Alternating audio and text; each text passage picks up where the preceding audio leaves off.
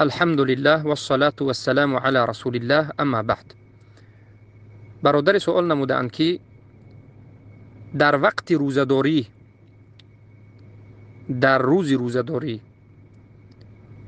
اگر دندان رو تبابت کنیم به این معنا که پلام بکنیم، یعنی روپوش به بالای دندان گذاریم، آیا روزه میشکند یا نمیشکند؟ البته با پلام کردن دندان یا که تازه کردن دندان یا به گرد دندان داروهایی که حس و درد را نابود میکند، درد نابود کننده داروهایی که به گرد کوم دندان کرده می شود و بعد از این، بعد از بیخبر شدن و بعد از رفتن حسیات دندان ها رو شکاف کرده و به اون پلام کرده و این چنین کرده عمل هایی که برای نظافت، یعنی پاک کردن دندان یا که برای تبابت دندان انجام داده می شود، روزه رو نمی شکند.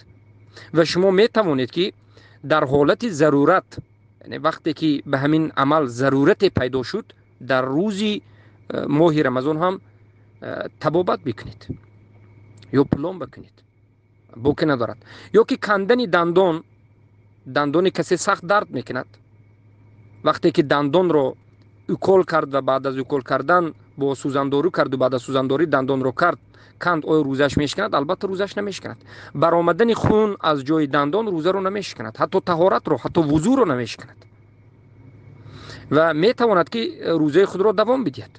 بارک الله فیکم. و این بود درباره یعنی تبابت دندان یا که کندن دندان و تازه کردن دندان که هیچ علاقه به شکستن روزه ندارد، به یک شرط که از همون حلقومش آب رو به پایان نگذراند. مثلا در حالت تازه کردن دندان آبی که اونجا استفاده می شود باز فرو ندهد، به درونش نرود. بارک الله فیکم.